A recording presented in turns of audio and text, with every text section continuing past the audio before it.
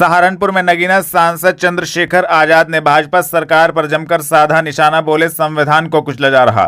सहारनपुर में छुटमलपुर स्थित आवास पर नगीना से सांसद एवं भीम आर्मी चीफ चंद्रशेखर आजाद को हाउस अरेस्ट किया गया है। चंद्रशेखर आजाद बरेली जाकर पीड़ित परिवारों से मुलाकात करना चाहते थे।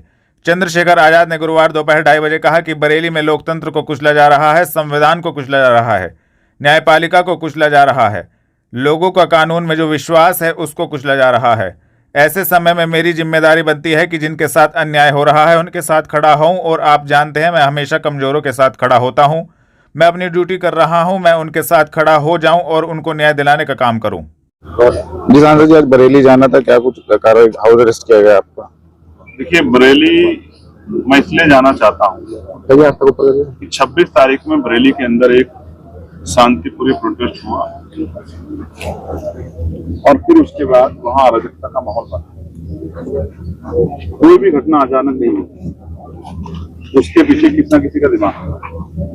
अब वो दिमाग उनका जिन पे आरोप लगे, या वो दिमाग उनका जिन्होंने आरोप लगाए, इसकी जांच होनी है। बिना जांच के कोई कार्रवाई नहीं होगी। बरेली में 82 से ज्यादा लोगों को जेल भेजा गया, 2000 से ज्यादा लोगों को मुकदमा लिखा गया। लोग मस्जिदों तक नहीं जा पा रहे, नमाज नहीं पढ़ पा रहे, अपनी धार्मिक आस्था का प्रयोग नहीं कर पा रहे, लोग अपने हकों का प्रयोग नहीं कर पा रहे, लोग भय के साए में, घरों पे ताले पड़ गए, बुलडोजर चल रहा है, गोलियां मारी जा रही है। मुझे नहीं पता कि एक प्रोटेस्ट के बाद इतनी बड़ी कठोर कार्रवाई कहीं हुई होंगी, लेकिन क्योंकि आरोपी मुसलमान है इसलिए शायद गोलियां भी दनादन चल रही है और बुलडोजर भी दनादन चल रहा है।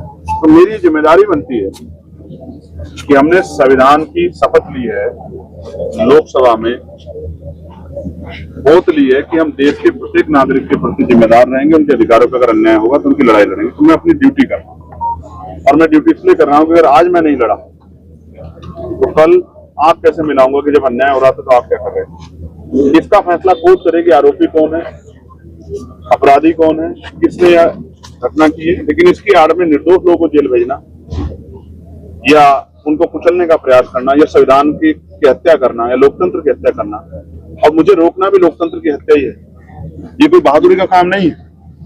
मैं मानता अगर सरकार के मंत्री मेरे गेट पर खड़े होकर मुझे रोकते, लेकिन मेरे पुलिस के भाई यहाँ लगाए गए हैं, उनसे मेरी कोई लड़ाई नहीं, क्योंकि किसान मजदूर परिवारों के लोग, मिडिल क्लास परिवारों के लोग, और वो तो अपनी नौकरी कर रहे हैं। अगर यहाँ नेता मेरे विरोध करते, नेता मेरे खिलाफ यहाँ लाइन लगा खड़े होते, तो मैं उनको बताता कि मेरी बाजुओं में कितना दम है और मेरे लोगों की हुंकार में कितना दम है। हर जिले में हमारे लोग खड़े हैं। हरिद्वार की हमारी टीम है, जहाँ 100-125 गाड़ियां खड़ी है। मेरे लोकसभा क्षेत्र बिजनौर की जो है 100-125 गाड़ियां मेरा इंतजार कर रही है। मुरादाबाद में हमारी जो है 60-70 लोगों की टीम जो है गाड़ियों की खड़ी है, और सितारगंज वाली पूरी बेल्ट पर उत्तराखंड की हमारी टीम खड़ी है। बरेली में 2 जगह हमारे लोग खड़े, वो इंतजार कर रहे हैं कब मैं आके उन पीड़ितों की बात सुनूं। मैं पीड़ितों की बातें तो सुनने जा रहा हूँ, कोई आंदोलन करने तो नहीं जा रहा हूँ, किसी अपराध का हिस्सा बनने जा रहा हूँ। मैं सिर्फ उन पीड़ितों को सुनना चाहता हूँ, जो बता सकूं कि उनके साथ क्या हो रहा है और वहां क्या मांग। अगर ये भी अपराध हो गया उत्तर प्रदेश में, तो ये अपराध रोज होगा। मुख्यमंत्री इस बात का ध्यान रखे, क्या तो कानून व्यवस्था अच्छी कर ले, वरना ये अपराध रोज होगा, और इस अपराध को करने के लिए चंद्रशेखर आजाद को कोई नहीं रोक सकता है।